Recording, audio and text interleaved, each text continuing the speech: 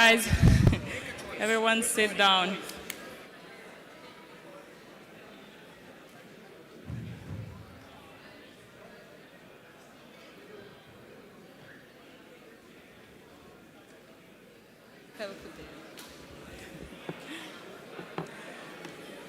Before we start, we have here one sweater. Is it anyone's?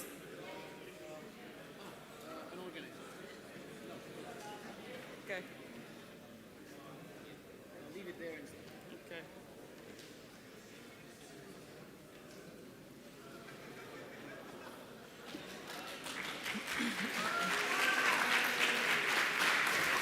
You're welcome. You're welcome.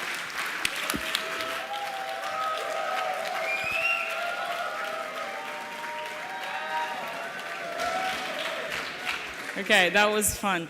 I hope you guys enjoyed your parallel sessions and working groups.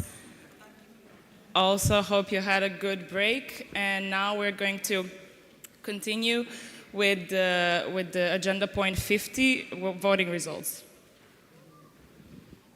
And I invite the voting committee on the stage.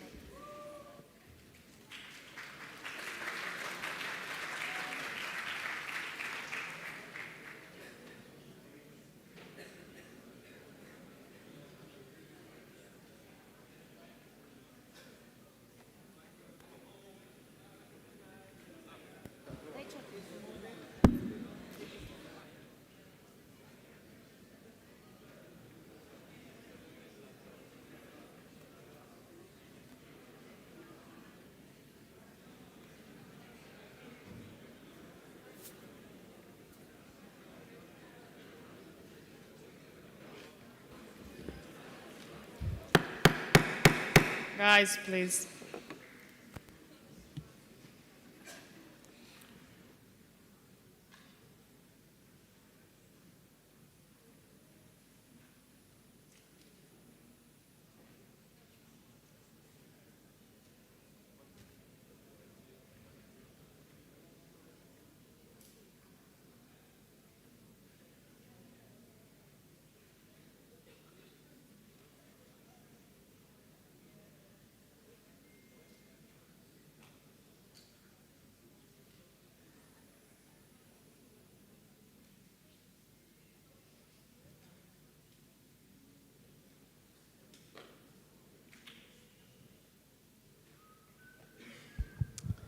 So guys, please pay attention that we are on the time that you were waiting for. We are going to show you the voting results of this voting session 2.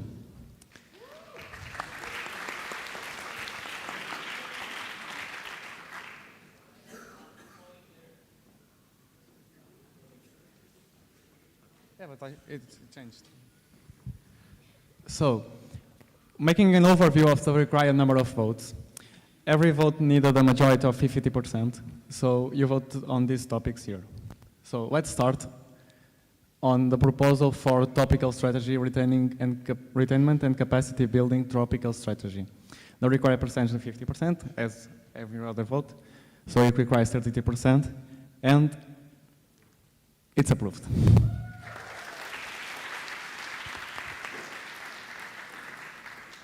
Moving forward.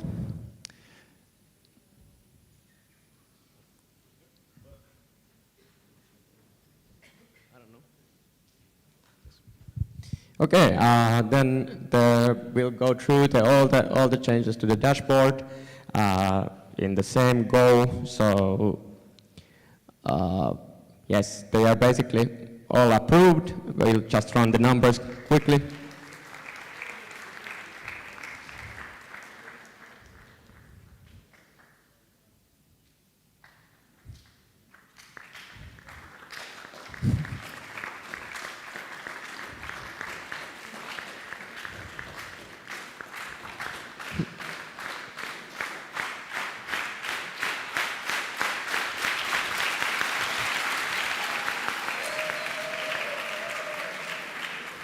Nice. And yeah.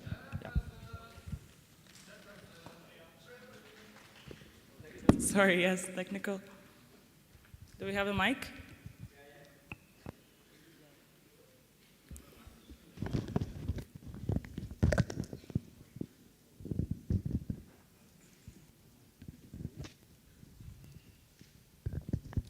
Erik Nauwerk, LG Gothenburg. On some of those, there were quite a lot of votes against. Even though they were their majority, there were still like 15 or 16 votes against. Can you show them again?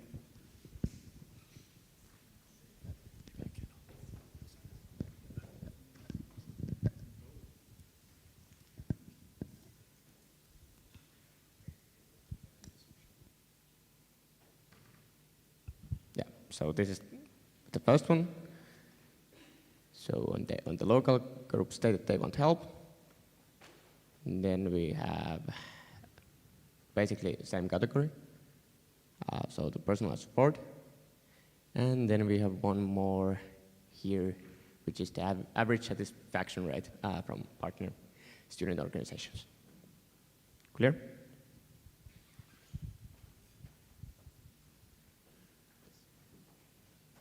So now for the approval of the STEAM budget 2024-2025, the decision is approved.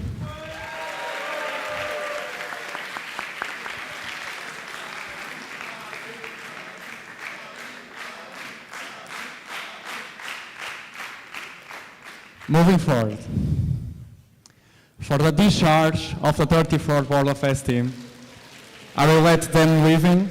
Are we? Yes, we are. Congrats.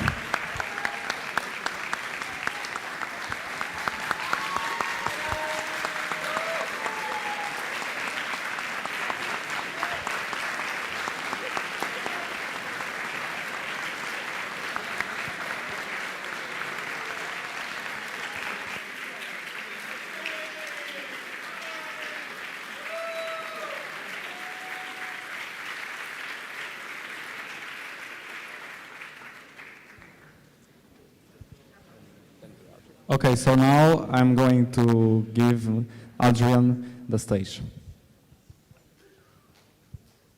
Claps, please.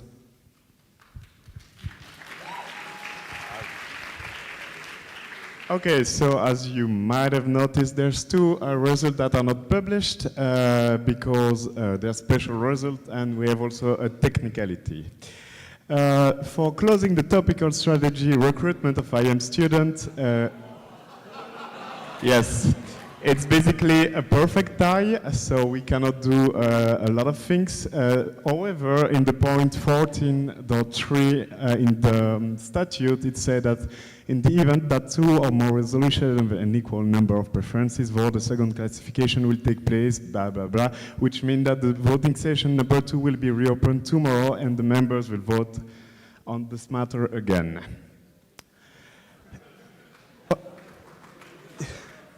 And concerning the brain trainer application, I made a mistake in the ballot. I'm really sorry.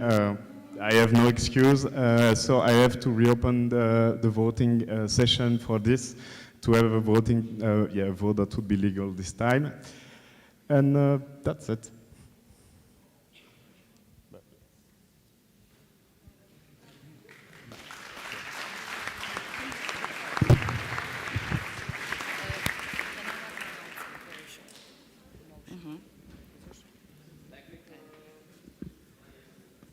Yes, technical for Alexa.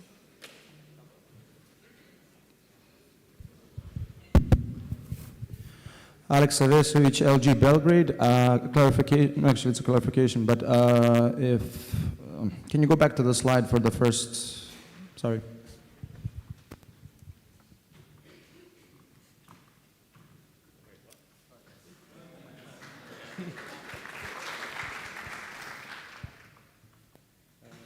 Yeah, so the reopening of the voting, no, back, another one. Yeah, so will LG still be able to be abstinent, or will they have to make a decision? So no, we have 9 local groups that decided to cast a blank vote, which means that the vote is not recorded in the voting. However, this is their own right. If they do not want to express their opinion, it's their right. We would obviously like everyone to express their opinion, but yeah. Also, I want to mention that one local group did not submit the ballot, so please do not forget. and it would prevent us having this kind of situation. Thank you. Is there any other question?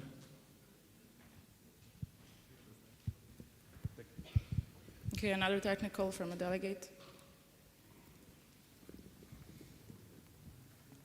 Hi everyone, Anna Bremes, LG Kyiv. So my question is, today 5 local groups can't vote, so tomorrow can we vote? If we will be on quorum in time or not? If you're on time for the quorum, it will be more than a pleasure for you to vote, Okay, indeed. thank you.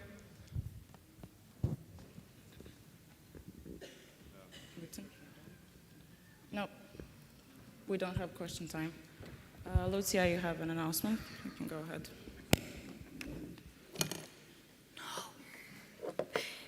Hi guys, just very, very quickly, since the budget for the STEAM year, mandate 24-25 was approved, this means that the participation fee for STEAM College in Istanbul Yildiz in March is €0.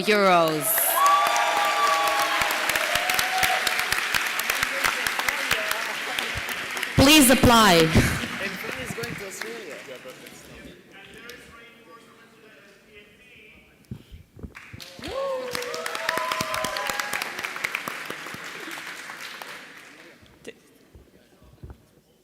Okay, Milutin, you can go ahead. We're not sure if we will have more question time tomorrow for the closing of the topic strategy recruitment of IM students. So we suggest to ask more questions on Google Chat or to approach Fran individually if you have more questions or are undecided about your vote. Thank you, Milutin. Thank you, Lucia, and thank you to the voting committee. I will leave the agenda point 50 open, the voting results too.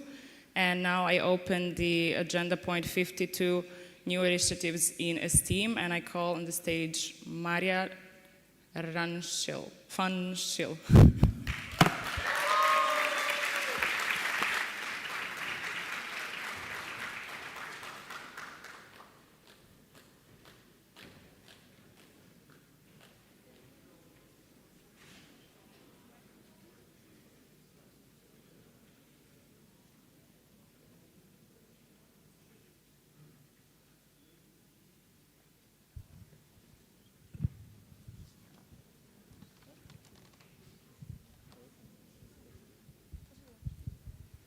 Okay, hello everyone. I am Masha from LG Darmstadt, and I am very happy and proud to finally introduce you to the brand new sports initiative.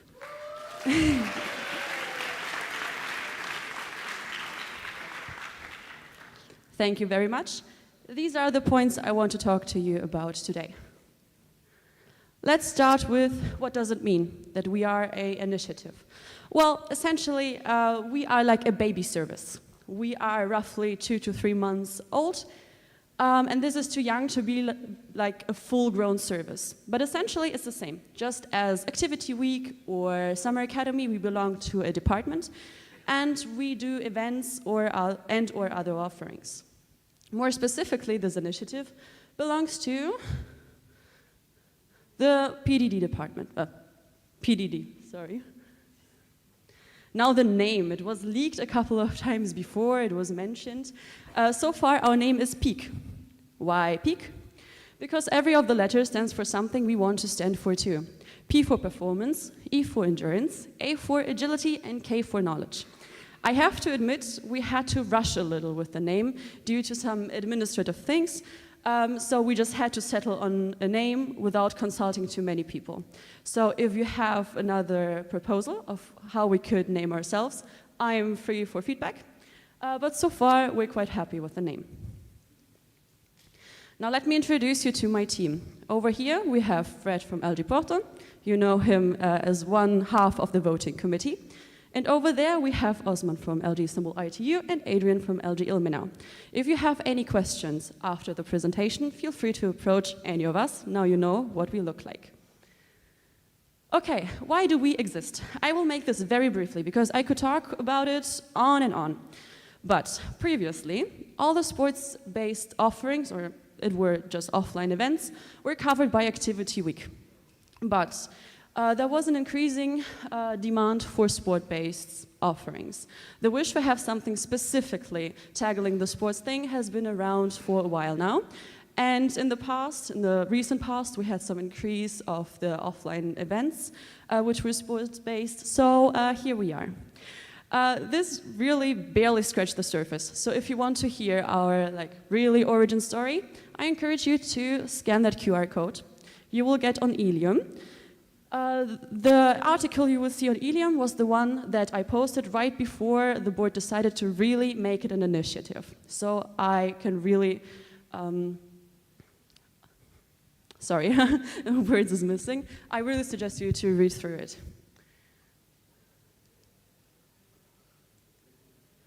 Okay, briefly, what do we want to do in this team? We want to provide access to hard accessible sports. We want to support physical development in STEAM and for STEAMers, and overall motivate and to engage in a more active lifestyle. What do we actually want to do? The title is said like it's in the future because we're just 2 to 3 months old. So far, no event has been organized. The skiing thing is in the making, but it has not happened yet. One thing that we want to do is, as the skiing thing, we have many sports here that we can only do in some specific regions. Or maybe we have some areas where some specific sports are more broad. So we want to use that knowledge to offer various sports. As I said, for now we have skiing, and with that we have snowboard. We also had hiking in La Peranta. But what we could also do is surf. We could sail. We could play tennis, which we almost did. And another thing we were thinking about implementing was a STEAM Olympics.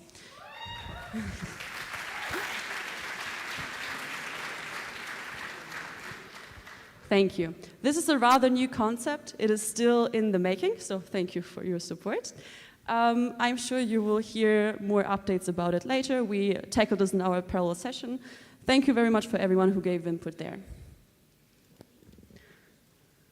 Coming to the next thing. When I started working on this project, I made a working group, and it became very clear that STEAMers would like to have some sort of online offerings as well. For example, Maria, I'm going to have to ask you to be a bit faster. For example, many of us already track steps, so we can just collect all the data and see who's the most walking steamer in here. We could also do sessions together, or just connect when we do the same sport. Or do hybrid events, like have an event where we are running a marathon and then train together for it online. Thank you. If you want to take part, how can you do it? As an steamer, you can share your ideas and wishes with us. Thank you for everyone who has done it during the council meeting. You can become part of our team, or an organizer for one of our events. As an LG or as a local responsible, you can host one of our events, you can promote us in your local group, or what helps us more, host one of our events. Wrap it up, please. Thank you. I'm done. Thank you.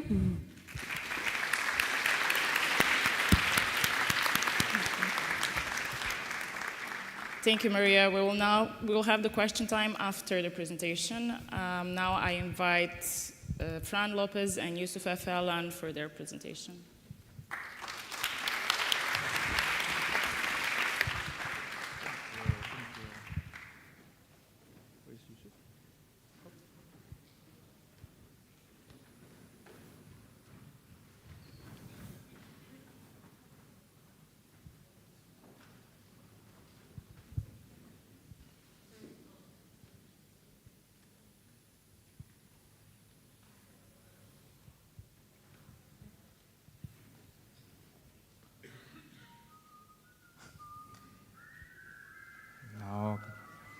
We're starting.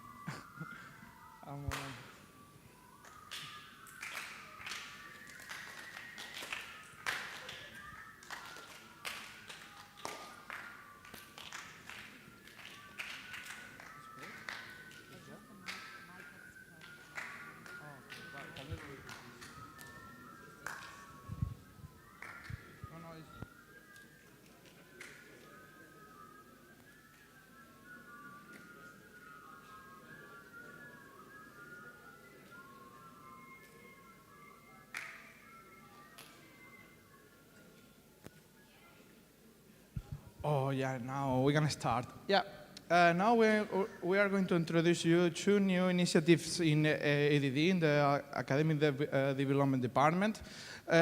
We have the Data Visualization Course Task Group and Circular Economy Course Task Group. And we are going to tell you what is going on because we have offline events the last month. So I'm going to introduce you visual storytelling with data central course. This is the name of the course. And here the leader, Andre Ferreira, couldn't come to the council meeting, but I'm in representation of him telling you about this course.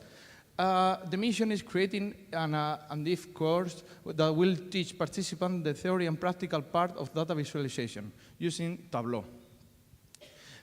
This is a course with video materials made by an alumni from STEAM, Bart from LG Eindhoven, who created and recorded himself a lot of videos and materials to create this course. And luckily, we organized the first edition offline of this course in Istanbul, Bogazici, from the 15th to the 20th of October. Ooh.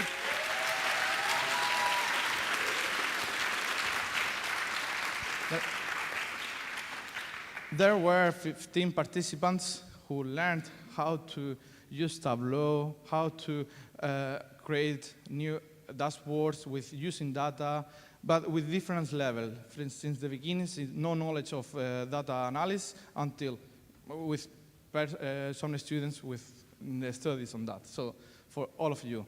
This is done with 3 instructors. Bart was there, also Andre, and Morris from the Darmstadt.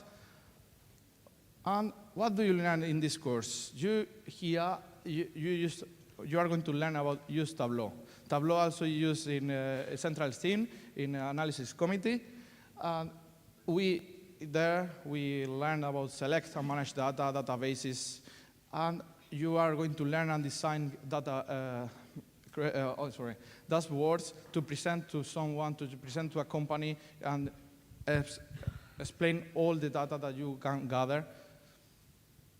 And with the feedback of this event, we are planning to create new courses, recruiting team members for the team, for the central course, and instruct new instructors, teach them. And we want to create the same pool as LXIX is doing, like new students can become instructors and teach to the more LGs. So if someone who attended and who wants to learn more about data visualization, please approach Andre or approach me, and the questions, can you read them in the thread in Google Chats, and he will reply to you. And now... Hey to everyone, I am Yusuf, and I am very excited to introduce Circular Economy Course Task Group. And about myself, I am from LG Istanbul ITU. I am Bachelor Industrial Engineering student at Binghamton, and it's my 2nd year in STEAM. And what is the circular economy? Circular economy is the sustainable system where resources are repaired and recycled to minimize waste and keep products as long as possible. And our mission about team, creation of sustainable circular economy course, and implement this course, become a stable service in STEAM. And the last month, we organized our first course in Groningen.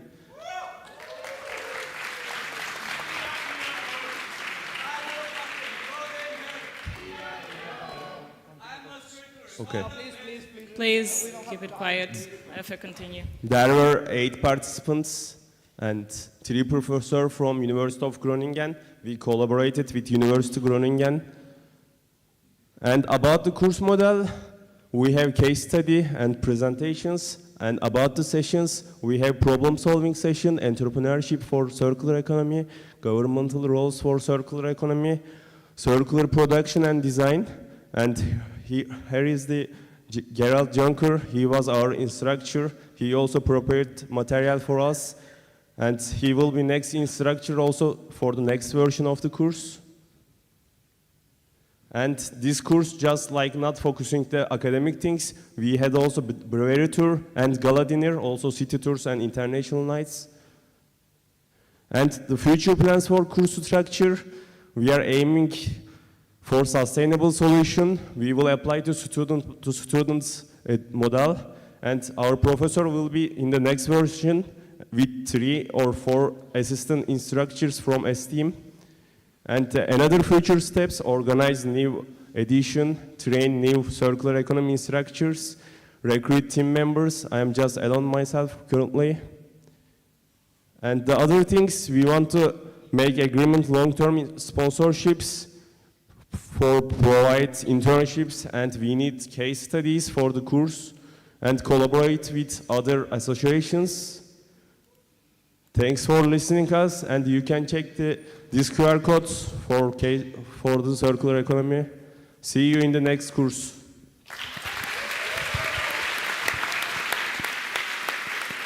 Thank you, Fran and Yusuf Efe. I will now invite Maria back on the stage because we'll have 3 minutes for the questions.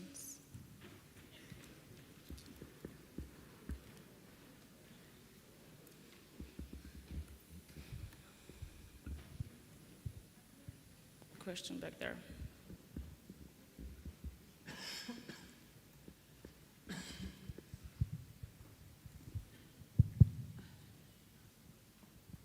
Lubombo Fischer, local group Grenoble. My question is for the circular economy course. Thank you very much for including this in the network. I really appreciate the hard work. My question is, for finding the instructors, is it going to be exactly the same system as with the local group Lean Six Sigma course, Greenbelt? First of all, we want to choose who attended the first edition of the course. We talked with them, we contacted with them, and our first choice will them. Yes, you can go with the comment, and you can give the mic here to Fran. Thank you. Which means, is there like some kind of training to be an instructor for the circular economy course? Yes, it's like this, and for the next version also we want to also training new instructors for the next versions of course, same model. Fernando Telles, local group Bruxelles. Thanks for your presentation, both of the groups. Quickly, who came to Seville by flight? Could you raise your hand, please? Okay, so my question is how can we tackle the fact that we are actually polluting to come here, because obviously offline is always better. I remember we used to have Flixbuses contracts. Are we aiming for that or not? Could you clarify, please? Fernando, to who is the question? Whoever feels confident enough to answer. Clarification. Please, organizers, can you hand on the mic? Thank you. Adrian Bösel, local group Munich. What does the question have to do with these new initiatives?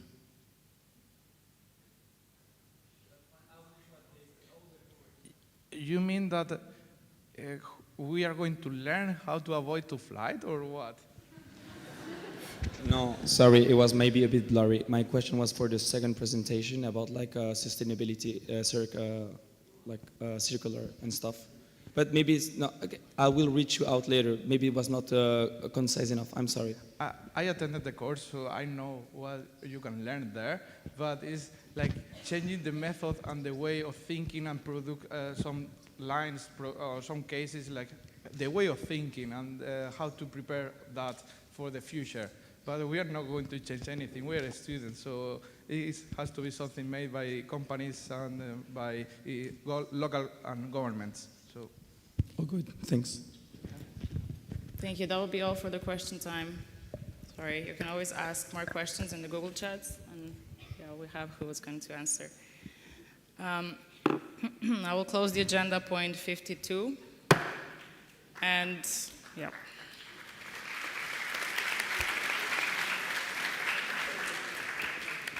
and I'm going to open the agenda, point 53, standardization of the council meeting letter of commitment.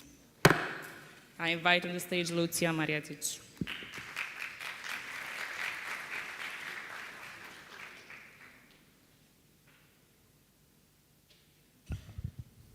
Hello again.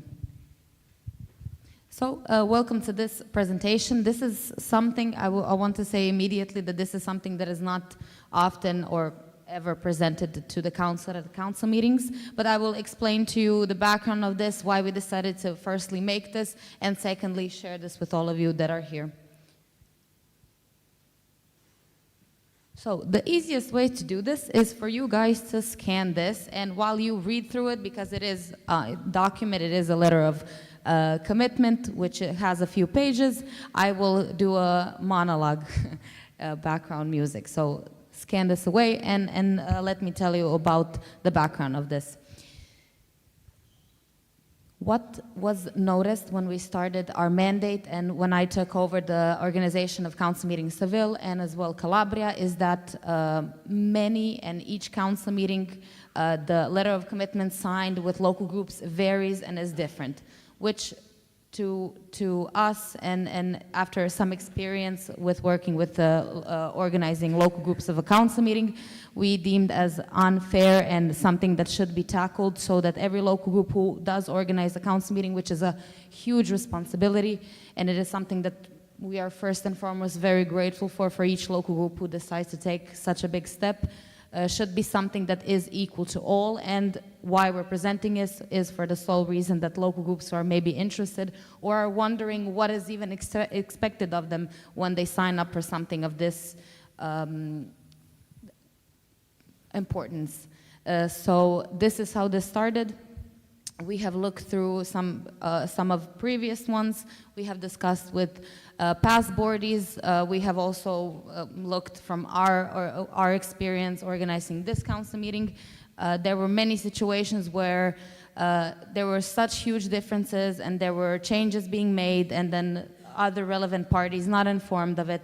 There was multiple situations and we have decided to make something. This is of course not something that is voted upon, but this is something that we would like to present, that we will be using this for hopefully if there is an application for the 71st council meeting and for the 72nd council meeting. We would of course pass this on to our successors. Now if they decide to use it, that is on them. That is not something that we can control, but we would share this, explain our reasonings, and hope that something like this will be practiced and that things like this would be more transparent and more clear and more known to local groups before even applying for such a huge commitment.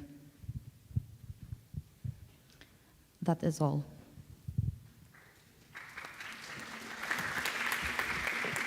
Thank you, Lucia. I close the agenda point 53, standardization of the council meeting letter of commitment.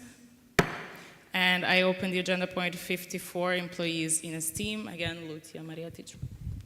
Thank you, thank you.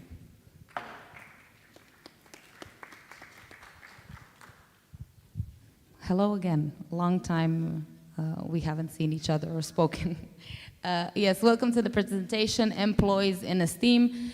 This has been a topic that was mentioned a few times during the event, but we have decided to leave everything for this presentation since it will be a more clear overview and some things will look a bit more clear when we focus solely on this. So let's see.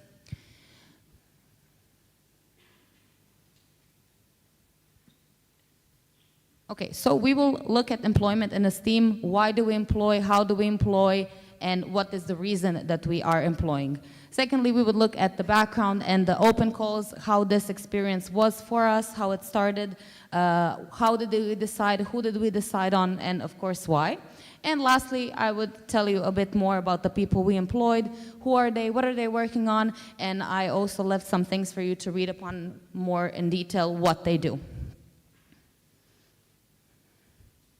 So firstly, employment and esteem. We are required by in order to be eligible to receive the grant, we must employ an equivalent to a full-time employee for a year.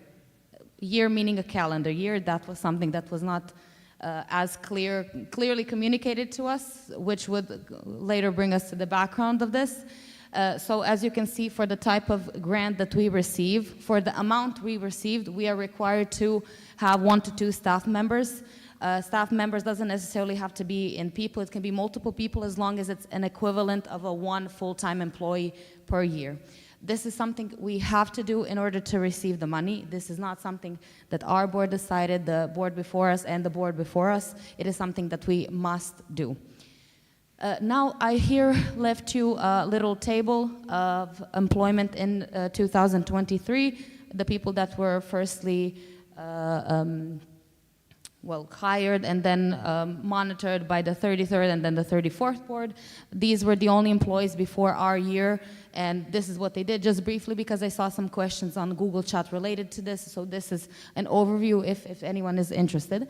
And this all started at board meeting 1 when we have, realized that this is something that we must do and realized that this must be done until the end of this year, which means since no one was hired in the year 2024, we had to decide, open call and hire people for an equivalent of 1 full-time employee in a few months. So what was the only possible option for us is in the last 3 months of the year to employ multiple people.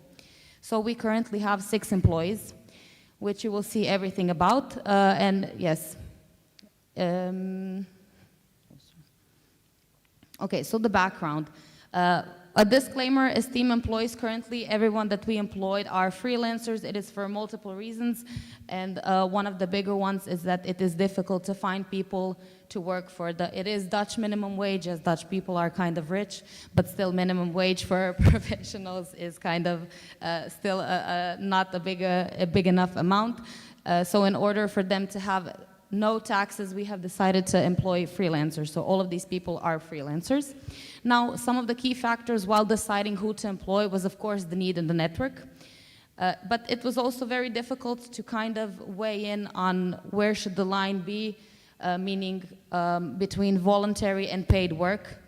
We have gotten from our predecessors advice that mixing those two is kind of difficult on the people who work voluntarily. So we have tried to find positions where these people could be of use, but also not mix too much with the people, with the students who work here voluntarily, to have as clear distinction from the two as possible. Also, a big concern was value gain from the work we employ people for. We felt a big responsibility on this because, of course, it's not our money, it's Esteem's money, it's all of our money. And finding someone to employ and being sure that this will pay off for Esteem is a very difficult job, trust me. So we have tried our best to kind of incorporate all of these, which don't necessarily always go hand in hand and together, but these are kind of the main factors that we considered. Now for the work in progress reporting, from our board, we're all in contact, of course, with our employees, but I'm the board responsible of employees, which means from contracts to communication and to the reporting.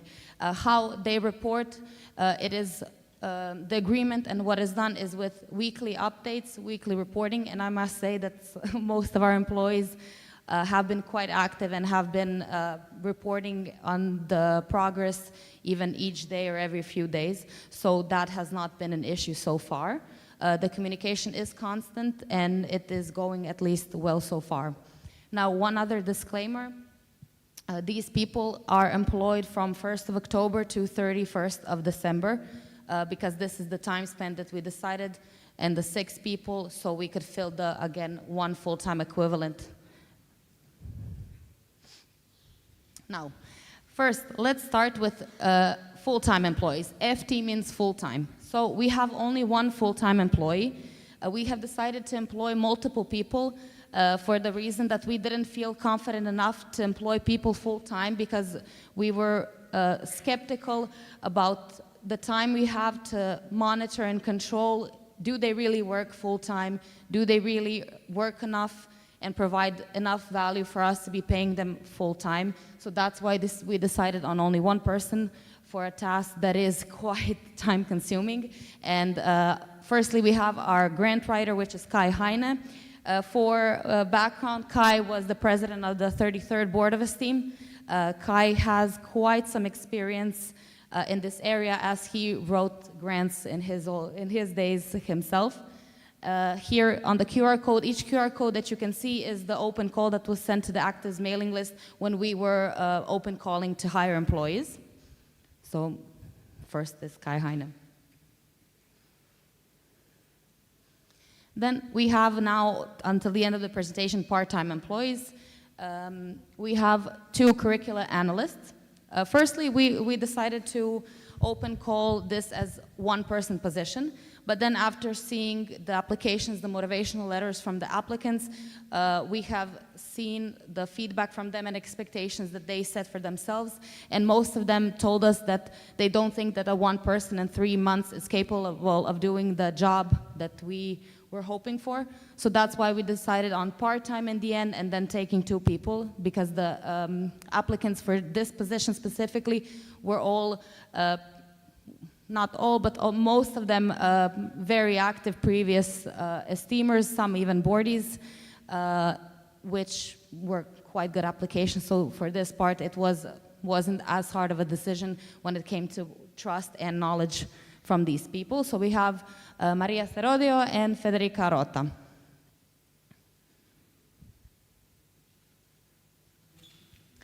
Then we have 2 trainers. We have decided to employ some trainers. The first one is a leadership trainer, George Begeman. Some of you may know George if you're familiar in any way with PDD. He is quite active as an academic leader within PDD, which means that when a summer academy is organized, George has quite sometimes been the academic leader at those events. So he is someone who is a known face in esteem, is quite informed and is quite knowledgeable on what we do and how we operate as an association. You can see the leadership trainer open call here as well. And then for the second one, the 6 of us really value safety and esteem, and it is one of our personal goals, individual and as a team, to tackle this. And after seeing the state of the network and how the network is knowledgeable about the ways to report harassment, about safety and esteem, about what we got from our predecessors, from actives, from people, we personally know we didn't feel comfortable enough and confident enough that what is offered to the network, to esteemers, is enough for us to at least say that we have the means and something to offer for everyone to feel a bit more safe, especially when they travel alone, especially when they're in situations that are maybe not comfortable for them as they are to some others. So we have decided to employ Noah. I'm not really sure how to pronounce the last name, so I will just say Noah. But she is our harassment prevention trainer. She is someone who has no contact with esteem, no. Nothing. She has a lot of trainer experience on these topics. She has worked with, mostly when it comes to sexual harassment regarding women. So she has a lot of experience, but none of esteem, which we thought was a great asset, as it's someone who is fully objective. But I have to wrap it up. Okay. Ask me any questions, everything you want to know, but let me just... then we have a GDPR consultant, Dominic Mršo. Here's also the QR code.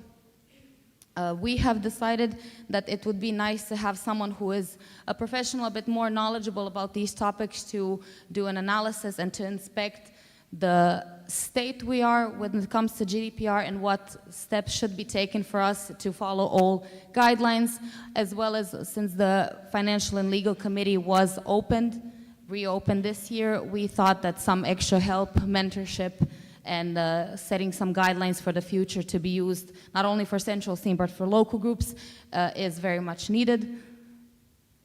And lastly, we have a general project manager, Ana Costa.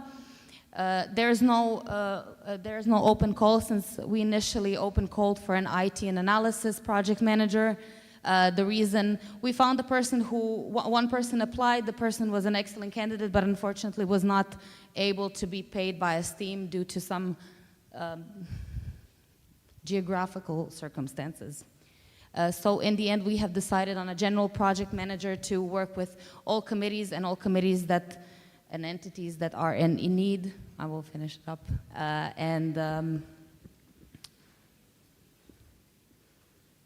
Yes, thank you.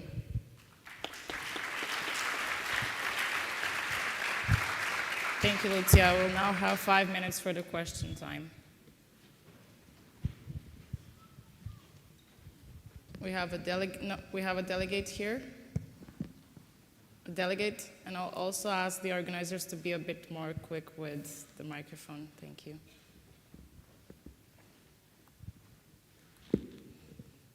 Jonathan Püttmann, LG Kaiserslautern. How did you define the minimum qualification for the applicants that it is worth to pay them for their work? How did we decide on the minimum? The minimum of qualification to call them professionals. Well, these people provided a CV and a motivational letter, and I mean, it was a general recruitment hiring process as it's done normally. Of course, if additional documents were needed, we asked for it. But I mean, before you received the applications, you must have a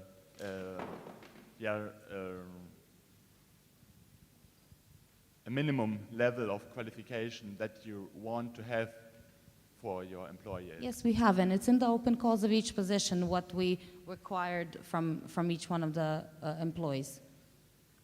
Okay, thank you. No problem. You can go ahead. Fred from LG Report. I would like to ask, so we have these employees because we received the fund of the grant, right? I would like to ask, if we wouldn't receive that fund, like, would we really need to have these employees or not? Can you, if we didn't receive this fund, if it wasn't for the fund, would we still need these employees or not? No. We employ them because we receive the money. That's the sole reason why we employ them. Thank you. You can hand over the microphone to, we have a delegate here. Okay, then question for delegate. And then for Tina, and then probably for João.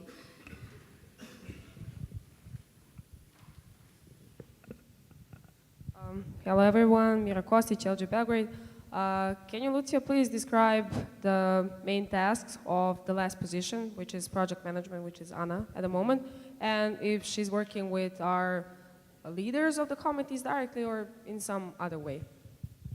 So that one was the trickiest one, as we hoped for something else, but as we were time bound and, well, kind of legally bound, we had to employ someone. Anna was an excellent candidate, and we discussed what could be done. And instead of having an IT and analysis so specifically, she would be doing the same job as an audit of the committee and everything that could be improved. But instead of having it specifically for ITC, meaning Information Technology Committee and Analysis Committee, she would be there, and we're working on a system, and we would be approaching the leaders and seeing which committees, of course, while we see with her, which committees need an audit to be done and what should be improved and how. So that's the main. Of course, consultancy as well from her side to the committees, any committee in need. But in the end, we decided for a general one because we, in the end, not only had to employ someone, but we didn't want to let a very, very impressive candidate go. We have a 2 back there, and then we have time only for one more question, and I'll have to give the priority to the delegate in front.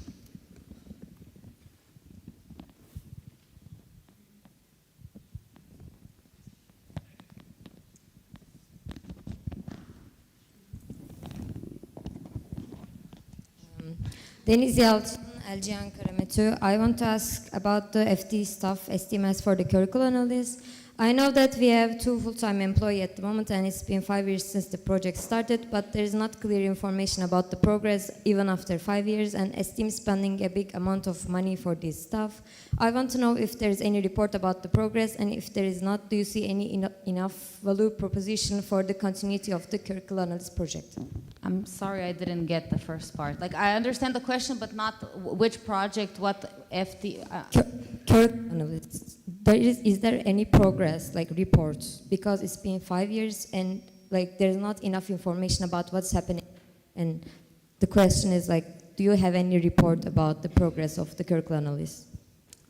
So the 2 curricular analysts were employed a month ago. They have done a great deal. I mean, okay, so one part that I don't think I included in the presentation, I'm responsible of them, but if another board member is closely related to the work, for example, with them, Fran, then this person is also quite active. So I won't guess what they do because I just need reports that stuff is being done. So I'll ask for details, Fran.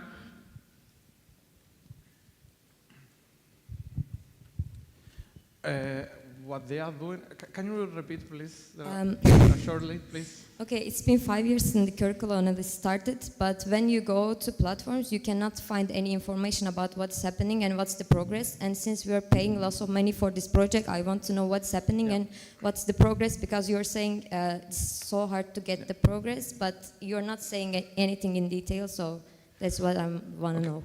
This project is inside PDC, so this is a project that started 5 years ago, and the only report that we have was published in issue 1 or 2 years ago, and the progress is like we started working 1 month ago, or yeah, something very soon. So we are right now thinking with the basements and the basics of how to analyze, because to do to analyze everything we know, we have to get the basics, the data, and to check everything good. So right now, we'll try to do a paper or an article presented with an NGO, with CEFI or AIM in the next month, but it depends on the analysis, how it's going and all the projects in general.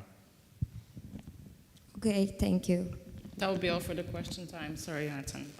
Thank you, Lucia.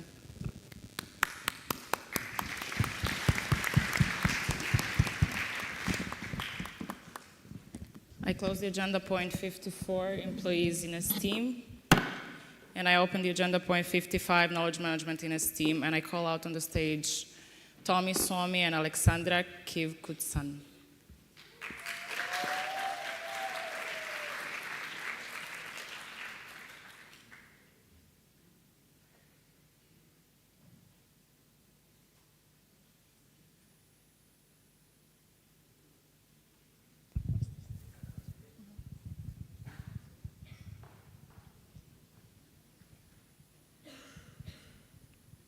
Hello, General Assembly.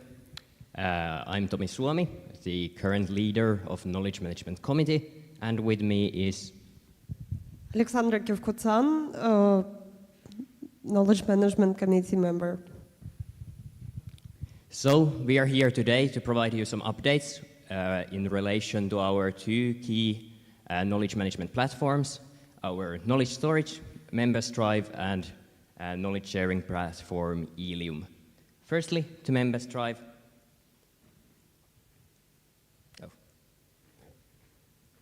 So, what is Members Drive? Members Drive is a location available to all STEAMers with a single sign-on account. You can access it through logging to Google Drive, and within there you can find all sorts of resources aimed for local groups and a larger audience of STEAMers. A new addition to the drive has been, of late, a navigation tool with which you can see an overview of the different things we have on the platform. So, as you can see, we have quite many things going from general resources, for example, GDPR writing guidelines, to reports from past council meetings, and PR materials and event organizing tools. Shout out to LG Belgrade for the design. Yeah. The other recent update that has been done is also the release of unhiding tutorial, because as far as we realized, two main struggles with the members drive is that people can't access it, don't know how to access it with SSO, and how to unhide it when they actually access it.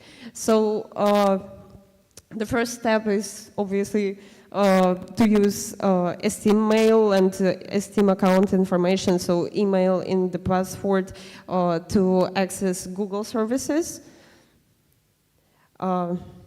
Then proceed with the shared drives tab, not the shared with me, but the shared drives. That's important. And find the hidden shared drives button. After that, the members drive can be visible, and yeah, when you click the options and find the unhide option, it becomes unhidden, and yeah, pretty much forever. You can use it anytime. So yeah. Here you can see the QR code for the tutorial, for the unhidden tutorial. We have instructions both for the web laptop version, desktop version of it, and for the mobile app. So yeah, please, we have some time. You can scan the QR code, download the tutorial, and use it right now, or like when you have some more time for it. So yeah. I do genuinely recommend that every local active at least takes a quick look through the drive. It's a bit too much content for us to go through all of it here today, but there are genuinely very useful things which you might be missing from the resources your local group is currently using. And there are also, for example, things like Steam Spirit materials if you ever need for songbooks for events, and well, all kinds of things for you to discover. Thank you.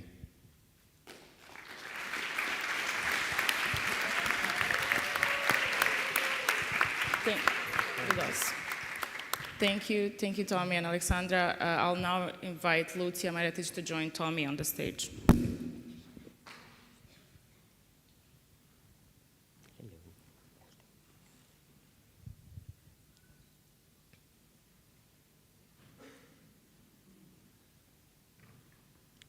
Okay, as promised, we are going over 2 platforms today, and now we are moving to the bigger news.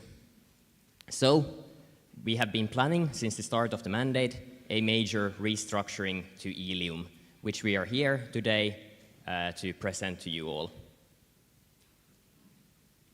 So, quickly to go over what we will do, we will first give you a brief reminder on what Ilium is, and from there go over the current issues, which will be presented by Lucia, and then we will describe some changes happening.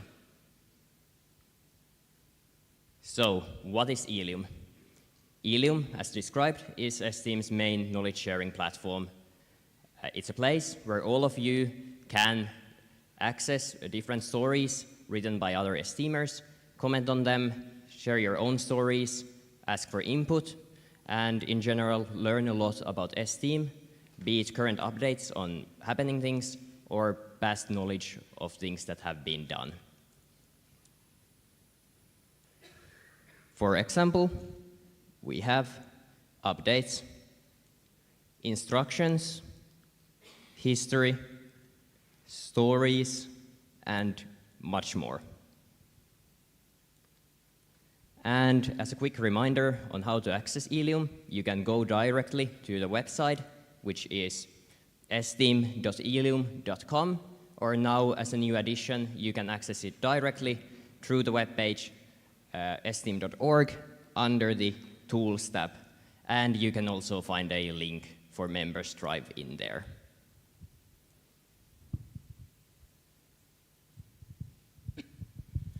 Now, as for some background and the current problems, so why we're doing this.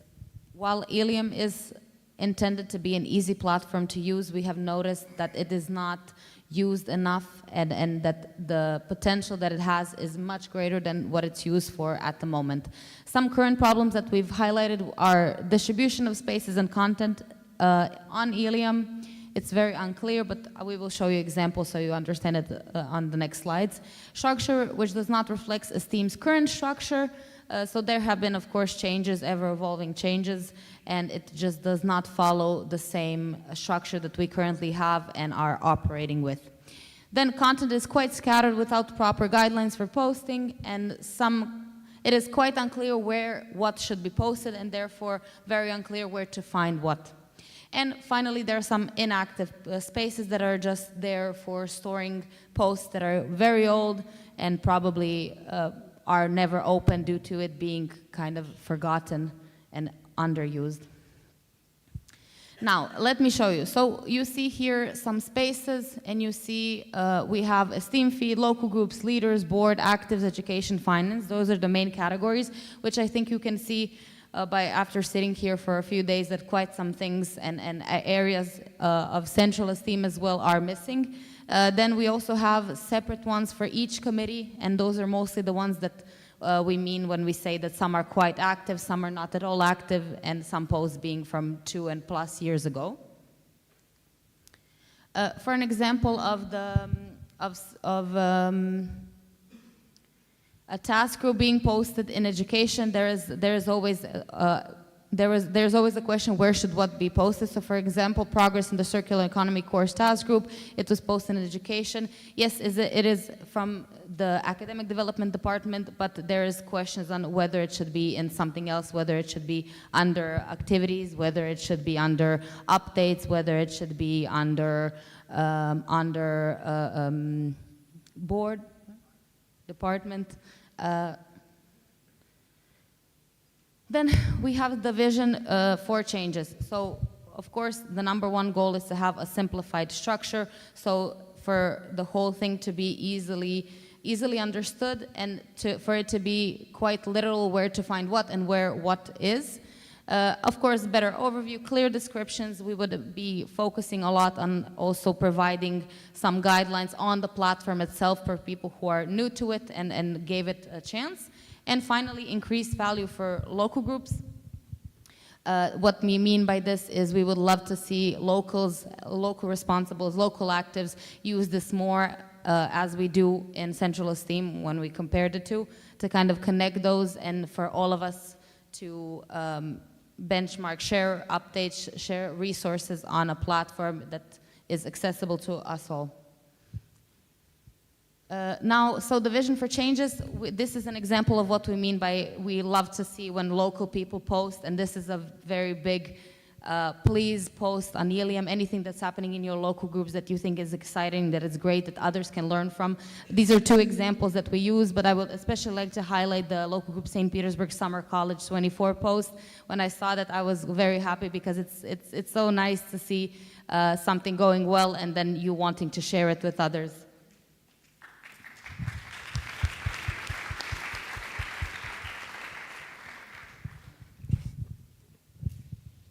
So, for a summary of the exact changes which we have been currently planned, the major rework will be to the general portion of Ilium. Currently, we have quite many spaces in there which don't necessarily serve clear purpose. Esteem feed, unfortunately, often functions as just post here space, which means it's very hard to tell what is in there, whereas we see it more as a place for miscellaneous things and general, not central or local group related topics. The plan is to keep the board around. That is very self-explanatory space, and we will be moving council meetings there also to make it easier for local groups attending council meetings to find the things that are relevant to them. Lastly, the aforementioned local group space. And what we will be getting rid of in general is the different topical spaces, activities, education, and finance. And why we are doing this is that we will be to reflect our current structure in Central Esteem. We will be making well, sphere called spaces. As the most informed might notice, there are a couple that are not exactly defined spheres at the moment, but are to reflect larger topics. And we will be getting rid of the individual committee and task group spaces, as those see very little usage and just go to cause confusion are things to be under them or the topical spaces presently. What will remain the same? Departments, they are quite self-explanatory, and resources is currently being planned to stay, but there are some uncertainties. Firstly, there are entities currently which are unrelated to spheres. We will need to sort out what precisely we will be doing with them, some form of miscellaneous space, or either moderating them post by post where they ought to belong. And as mentioned, resources, they are currently on Ilium, but there is quite a bit of overlap between our other platforms, the website and Drive, where we have a lot of things there that are on the other things, but then some are missing from some of them. So we have been considering a more centralized solution with content of one kind being focused on one platform.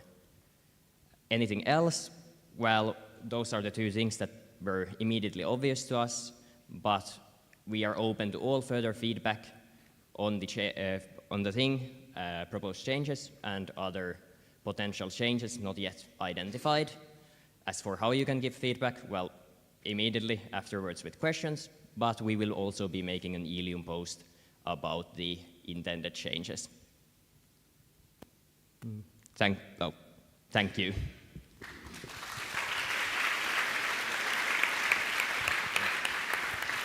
Thank you, Tommy and Lucia. I'll just have to please tell these delegates in the first rows to first wake up and then also remove their shoes from the seats in front of them. Yep, talking to you. Thank you.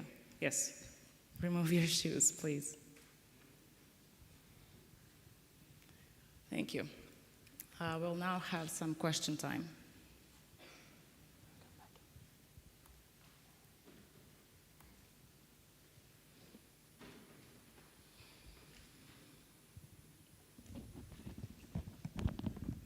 Question for Chris. Chris Figas, local group Gdańsk. I would like to ask about Ilium changes. So since the introduction of Google Spaces, it feels like Ilium is starting to lose its identity a little bit, and a lot of conversations that were happening in Ilium previously were moved to there. I would like to ask if in your restructuring you're also taking this into consideration, or if you're like seeing either a problem here, and if yes, how do you tackle it? Thank you, Chris, for the question. So first of all, Google Chat is the current channel of communication, main channel of communication in Central Esteem, and it has started a year ago, so in the 34th board's mandate, which means this year it was some uncertainties that are natural to happen, happened, but we do plan on keeping Google Chat as a communication platform, meaning working, communicating, fast updates, working on projects, and Ilium we do plan to not only keep its place and role in the network, but also try to push it a bit more and to find maybe other aspects how we can utilize it.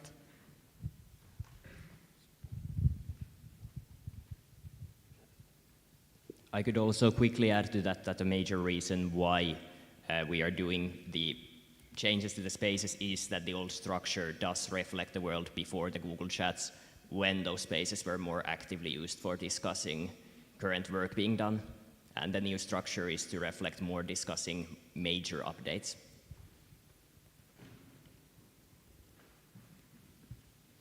David, is that a question? Okay, then a microphone for David. Here, in the first row. Hi, David Barrero, LG Seville. I was wondering, are you planning to making those changes all at once, or are you like going step by step? So for the changes we presented now, we plan to make them after the council meeting. The reason we haven't done it before is that we wanted to make sure that this is something that makes sense. Is there something that we're not missing? Of course, this was discussed at online coordination meetings and of course at the sphere chats with multiple entities working in the administration area. But these changes that we presented would follow after the council meeting. Of course, the uncertainties and everything else that we would get from people in any feedback, any input would be considered and then, progressively added on. But these things are some things that we agreed upon. The changes will also require somewhat lengthy time frame as there is quite a bit of reshuffling involved. We will need to archive to some existing space a lot of old content to then move them to the newer ones, and we will prioritize moving the relevant recent information right after the change, and then for some older content we will be re-evaluating whether they are necessary to keep for a good user experience, and also just it will take some time.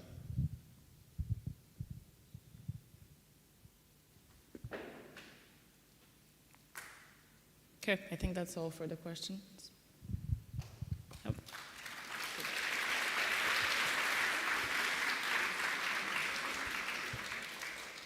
Now, Tommy and Lucia, you can stay on the stage because I will close the agenda point 55, Knowledge Management in Esteem, and I will open the agenda point 56, Esteem Awards. Lucia and Tommy.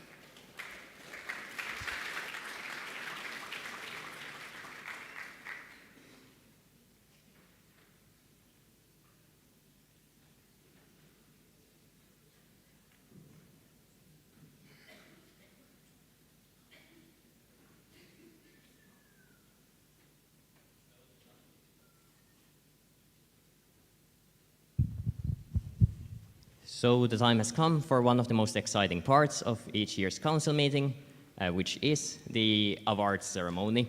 First off, we will be having the Ilium Awards being handed out for activity on Ilium.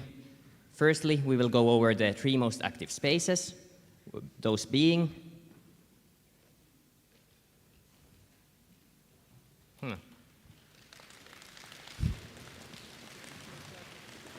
Oh, this one. Knowledge management.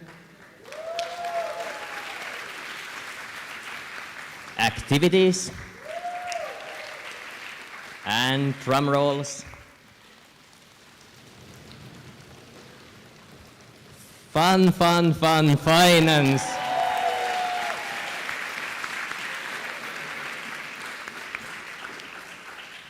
As for the next category of awards, we will be mentioning the most active Ilium users.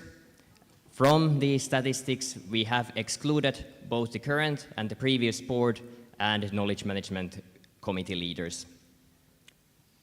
For the third spot,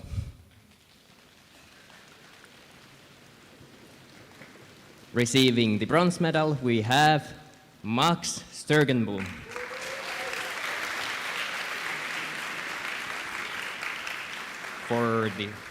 For the silver award,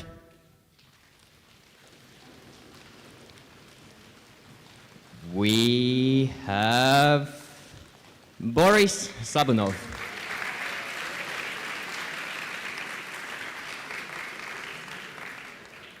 And for the first place, the reigning champion returns. Adrian Vallejo Penny.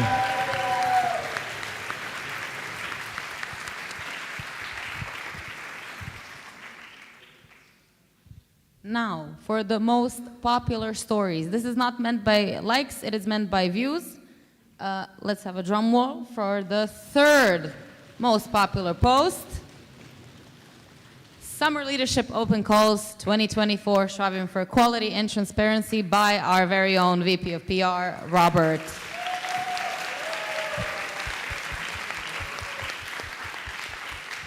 Now, for the second most popular story, drum roll please.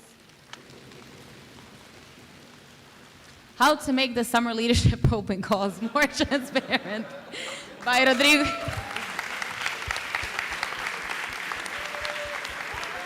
by Rodrigo Souza and our, again, dear VP of PR, Robert. And now for the most popular story, a big drum roll.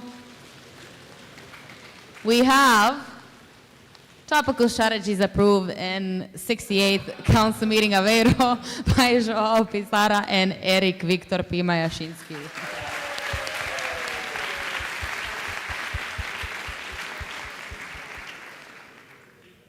Thank you. Thank you, Tommy and Lucia. I will just remind everyone you can all use Google Chats to ask any questions, anything that has been discussed today. So I see a lot of you guys are on your phones. Use them for good. Now I invite on the stage regional coordinators.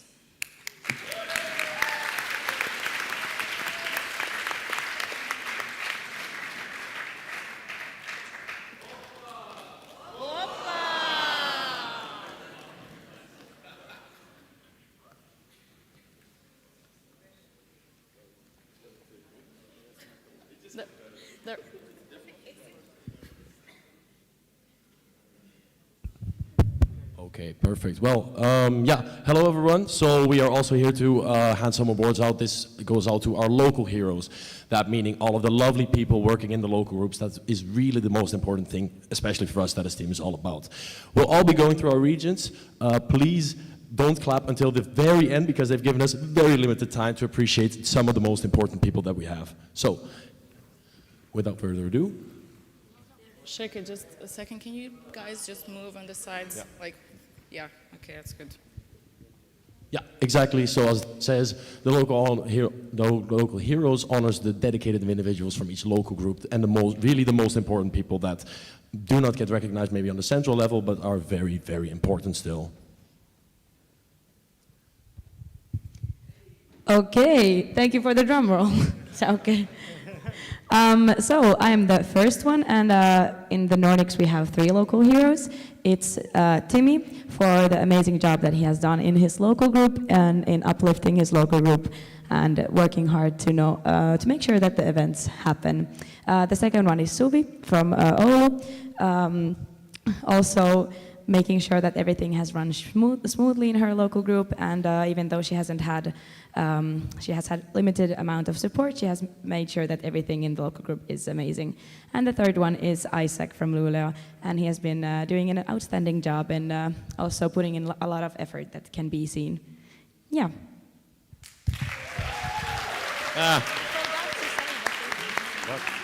Yeah, okay. We'll make it as quick as possible. Now, a little drum roll for the next one.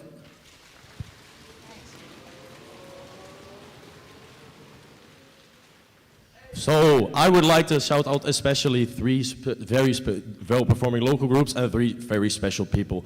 Firstly, Quinten Hopman, who's now the LR for the 2nd year running. He's really taken LG Groningen to the next level and really performed in a lot of ways very well. Secondly, Justine Chen, sitting back there, part of the always great LG Brussels.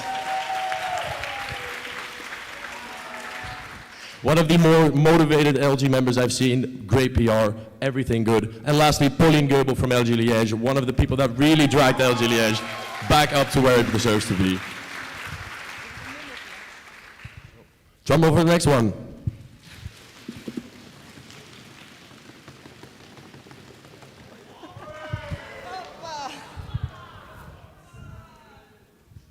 So, my 3 local heroes are Mira from LG Belgrade, Paul Sterling from LG St. Petersburg, and Stella from LG Sofia.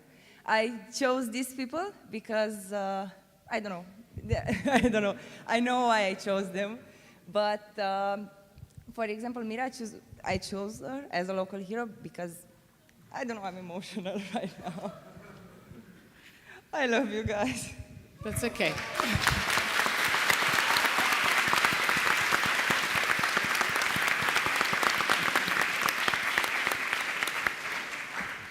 And now, drum rolls for the next region.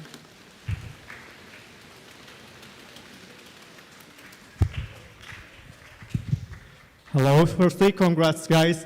Firstly, Ramazan Kulia from LG Baku. Unfortunately, Baku people couldn't make it to the CM Seville, but they are sending loves to you. And Ramazan is so dedicated and so hardworking, and he always reflects how a president should be. And the second one is Marios Politis from LG Santi. He's like the locally super admin, very cheerful and friendly and very open for the communication. And for the last, Zeynep Yayla from LG Ankara too. I think she managed her LG very, very well, and she is very hardworking and dedicated as well. And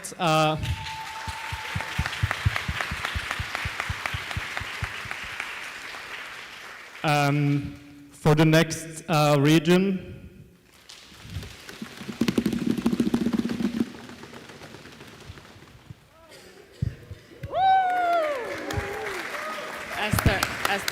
Esther, I was just have to ask you guys to be I know. a lot I will quicker. just say one sentence about. So why I chose the local heroes, because of their passion of the local group and their hard work that they did so far. And both of them, all of them are amazing people. And thank you for your work. Keep up with that.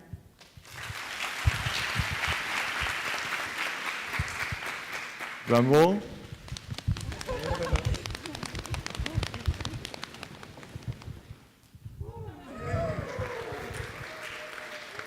Okay, I chose Victoria because you saw earlier this week that in Warsaw many things are happening. So it takes a lot of patience and a lot of work and a lot of effort. So I want to appreciate that. I chose Adrien because he really makes S-Team visible and a strong mother organization.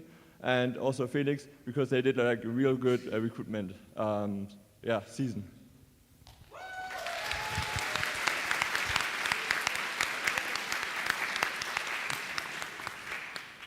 Drums. So I chose. Whoa! Wait. Everyone knows the people that are here. Luciana was in CM Aveiro in the background doing everything alongside Mariana. She has to be there. Oscar the same way, but with CM Oporto, they finished it really, really bad, and he managed to do everything he can in his hands to get the LG better, and for sure, appreciate it to Carmen. She's doing an amazing job during this CM. You all know her, seeing every day, and she needs to be there also. So thank you.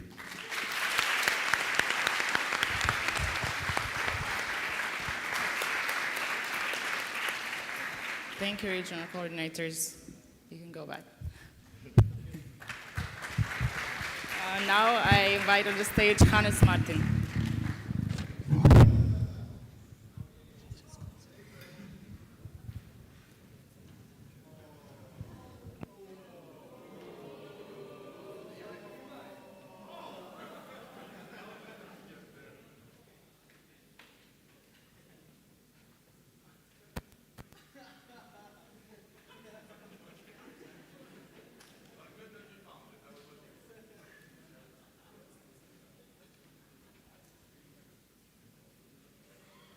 Eric Pimay, if anybody didn't know.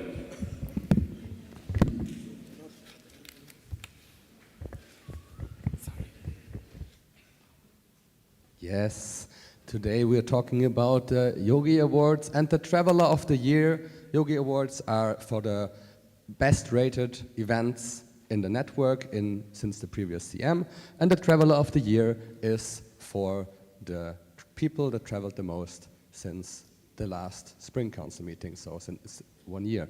So let's take a look and get started with the awards.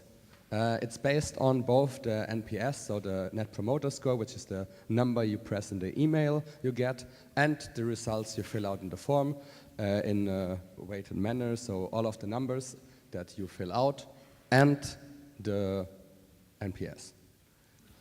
Then let us look at what we are having here. We're having 6 different categories.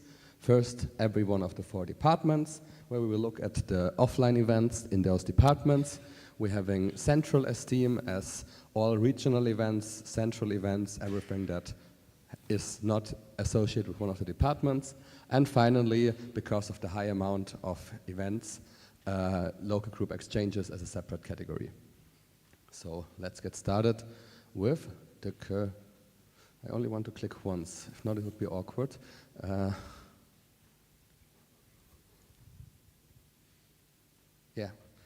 The Career Development Department. So let us guess who has the best CDD event since the last council meeting. It was,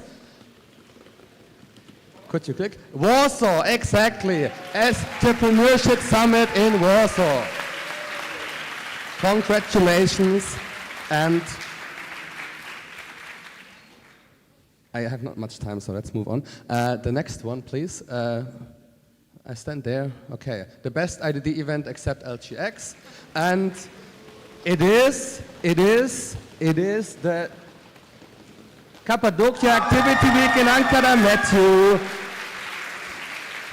Congratulations on that one. I believe that's the second win in a row for Ankara Metro.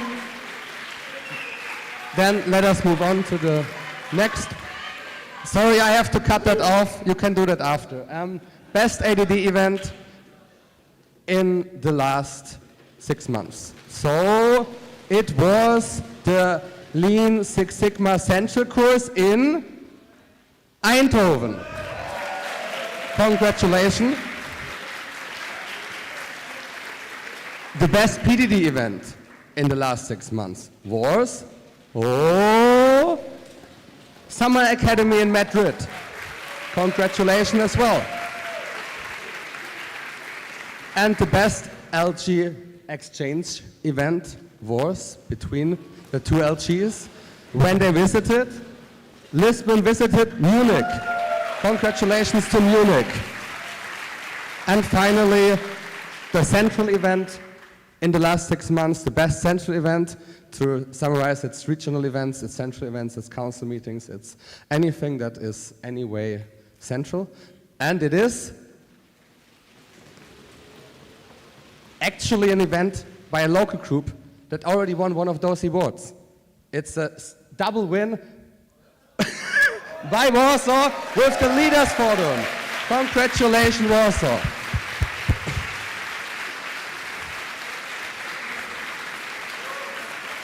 I have more numbers, so please cut the part here. So the travelers, we have 3 spots. The people that traveled the most since last autumn council meeting. That's like almost the year 2023, but not just quite. So we'll start with the 3rd place. It is Egemengi from LGI. He is not here, I think. Then the 2nd place, Schauke from LG Eindhoven. He is here. And then on the 1st place, the person that traveled the most. Let us get a short drum roll. It is Fernando Telles from LG Brussels. I believe he is a long-time winner of this award, and I have seen him before there.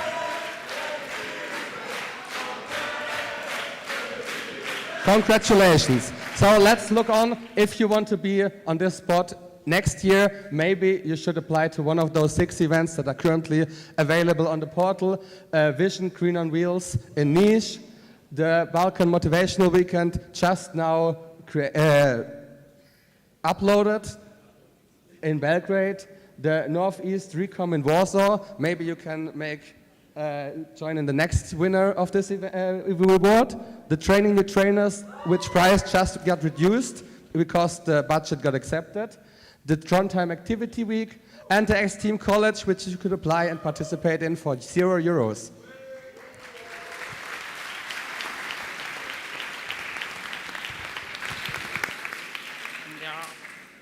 Thank you, Hannes. I close the agenda point 56, and I open the agenda point 57, miscellaneous.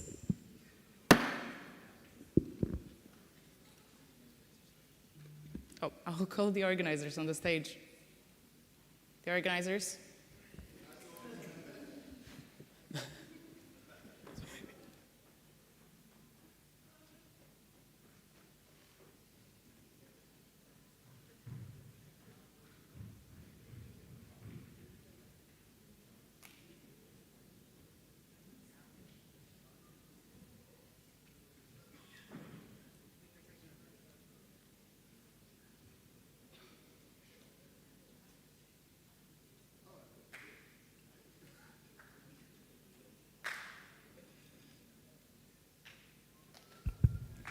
Okay.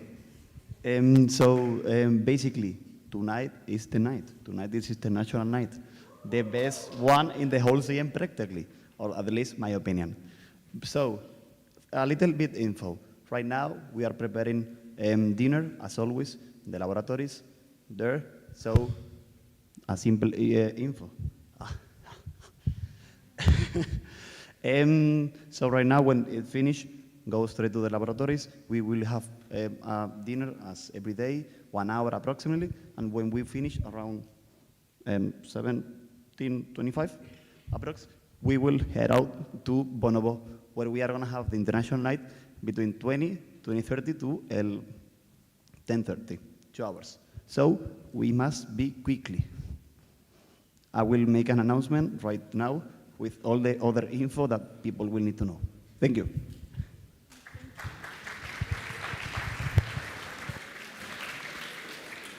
Thank you to the organizers. Now we have a statement by Milutin. Oh, okay, sorry. Clarification from Fernando Telles. Sorry, Fernando Telles, LG, Bruxelles. It's for you. So the question is like, I didn't understand. Can you just rectify? It's like IN is like for 2 hours only, then we have to go away? Or is it like 2 hours and then we still remain at the same place? No, yes, exactly. I'm sorry. Tonight and tomorrow, the thing is, when it finishes, we can stay there. That's the idea, to stay there. You have to speak up. Sorry. When the international night finished, we stay there, of course, yes.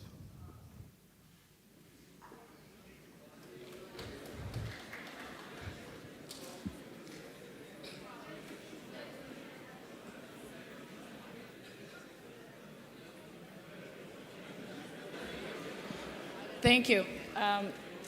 Now we have a statement by Milutin. Milutin, you can go on the stage. Oh, no. You can sit. Hi. Hello, dear hold on. Shh. Very important reminder. As you just heard from Ale, tonight is International Night. I would like to remind you to please drink responsibly tonight. Remember the presentation that we had on the first day of safety in STEAM events. Watch out for your own safety and the safety of others. Alcohol is not the only thing available at International Night. Drink water, eat.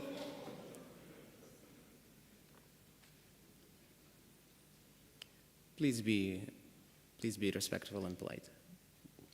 Not a suitable joke.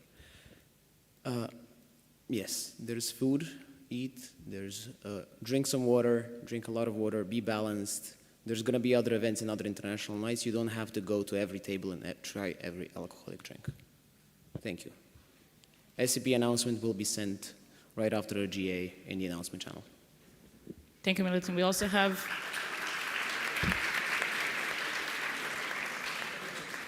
have a statement by Adrien. For clarification, a mistake has been made in the understanding of the statute point we presented for the proposal of closing the IM proposal. That means that the proposal is just not accepted. I deeply apologize for this mistake, and I wanted to clarify this now.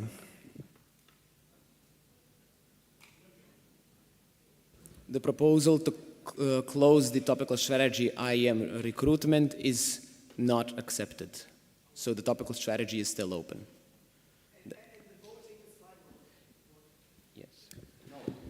Yes, the voting is considered, the result of the voting is 50%, but however we need a 50 plus 1 in order to get it accepted. Due to the little time I had to understand the result, I did not, think about it. We have clarification both from Adrian and from Eric. My question is the voting still open for tomorrow, or has a final decision been taken? Yeah, that's the final decision, and then we will still vote on the brain trainer tomorrow. And on the council meeting if there's some applicants.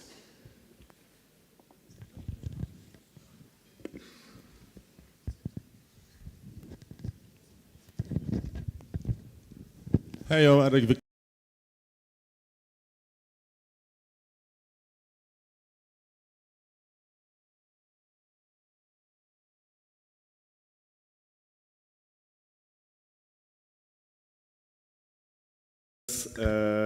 the preference voting that we use for the leaders and the election of the project. However, this time we did not use a preference vote. We use a regular vote with only yes or no.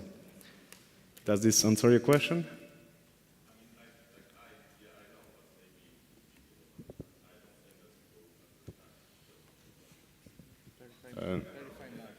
Okay, I will read.